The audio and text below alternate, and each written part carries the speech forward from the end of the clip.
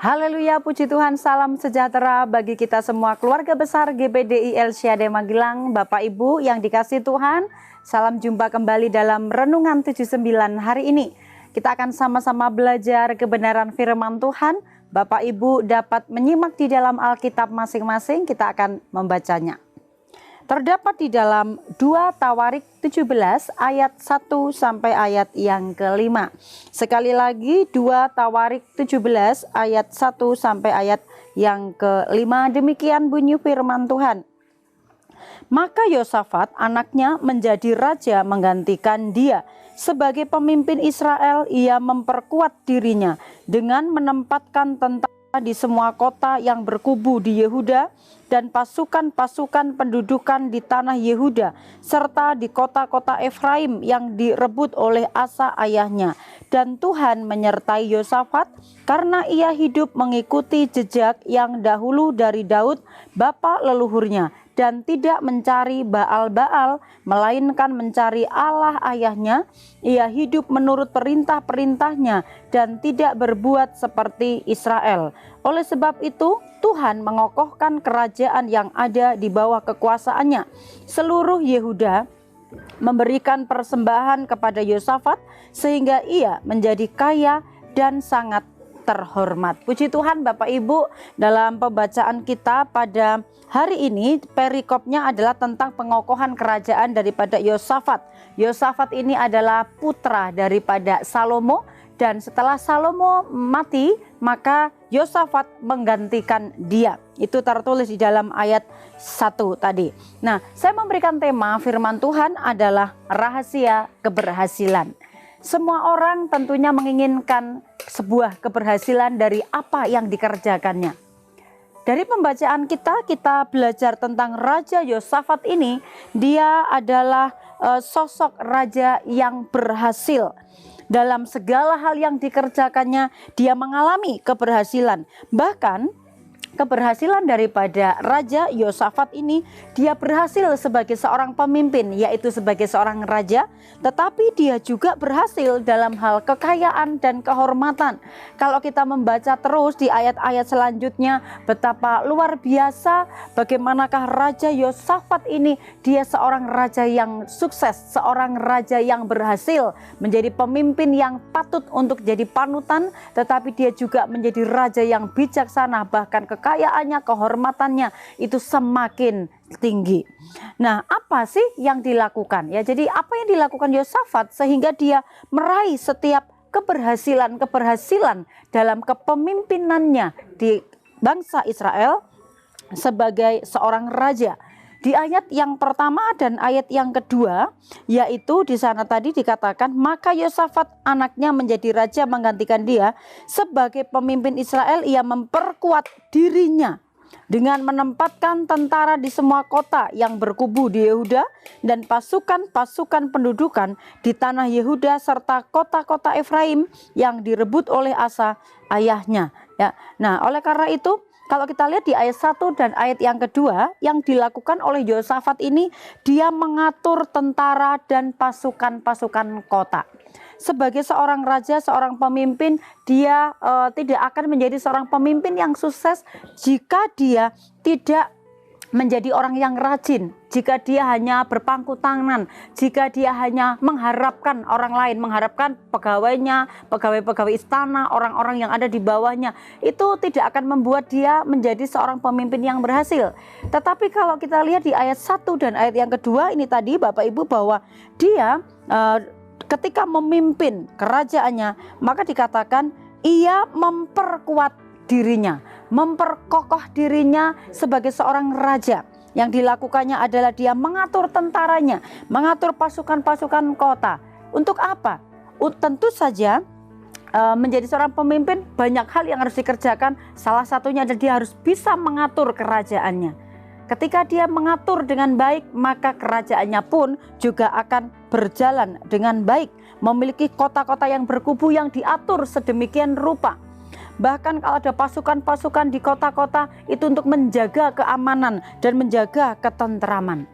Demikian juga kita Bapak Ibu, bahwa dalam segala pekerjaan kita perlu mengatur segala sesuatunya supaya apa yang kita rencanakan, apa yang kita cita-citakan itu dapat tertata dengan baik, itu dapat teratur dengan baik, dan semuanya berjalan dengan baik.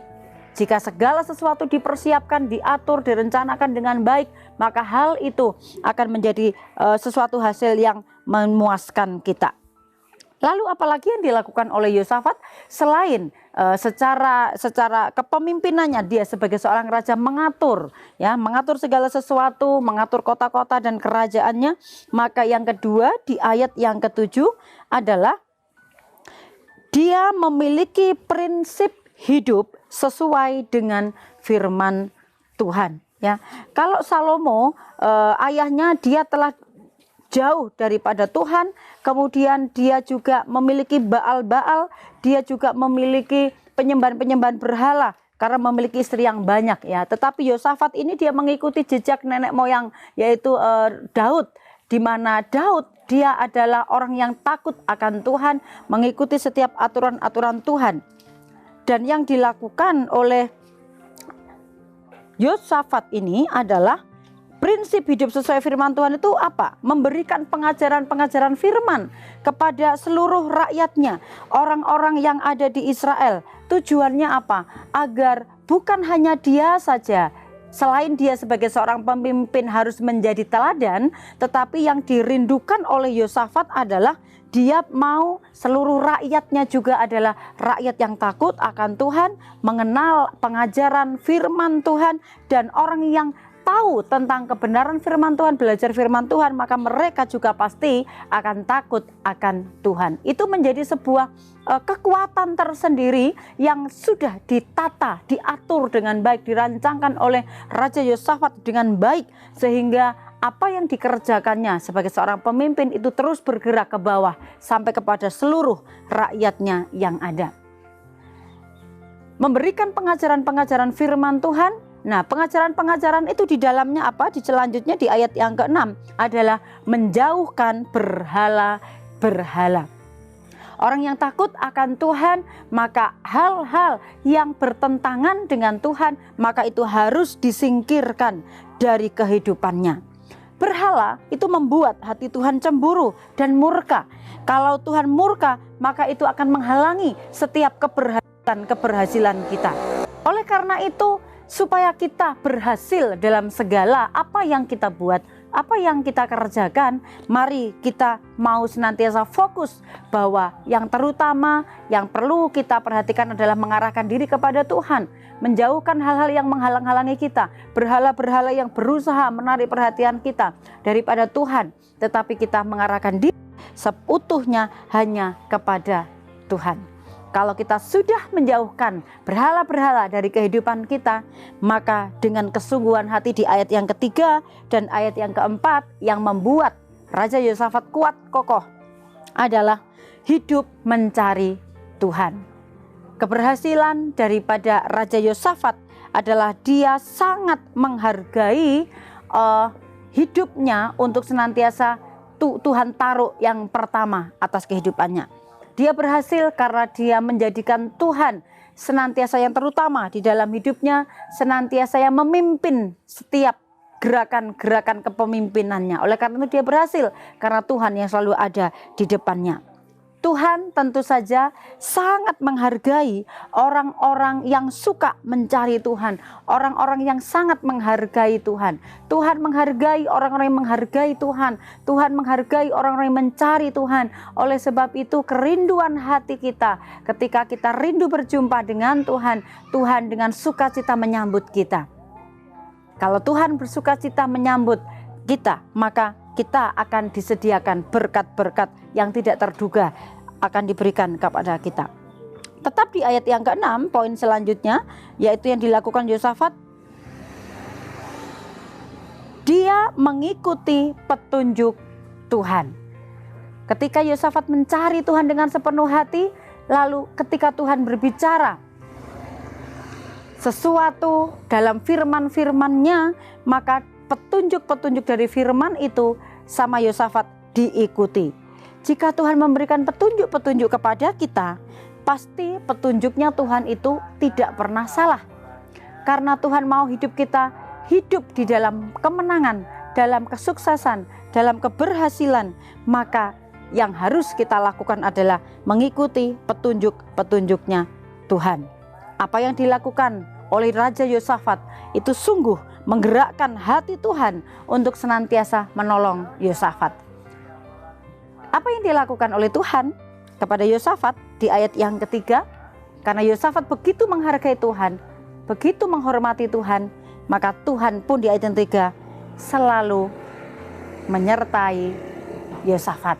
Ya, Tuhan selalu menyertai Yosafat. Kemanapun dia pergi, apapun yang dikerjakan, baik di tengah-tengah kepemimpinannya, saat dia sebagai seorang raja harus memimpin umat-umatnya, dia disertai oleh Tuhan. Ya, jadi Tuhan menyertai Yosafat dalam segala hal.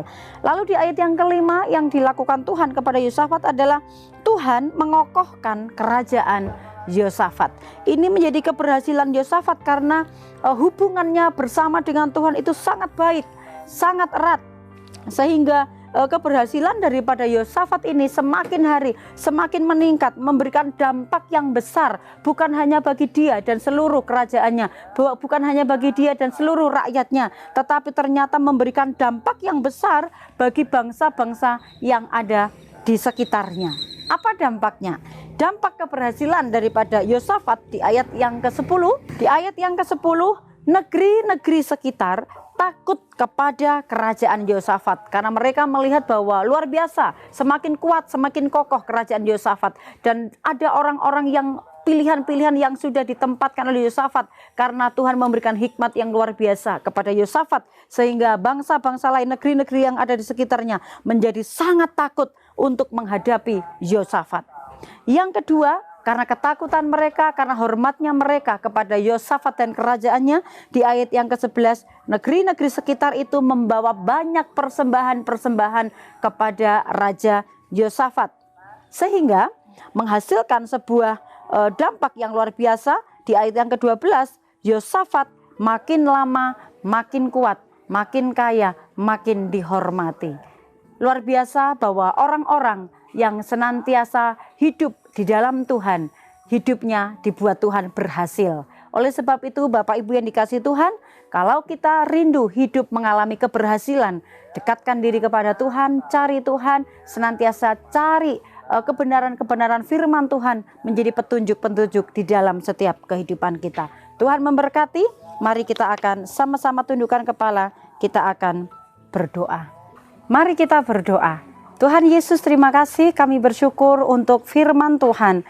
Jadikan kami umat-umat-Mu sebagai orang-orang yang mengalami keberhasilan dan berkemenangan di dalam Engkau.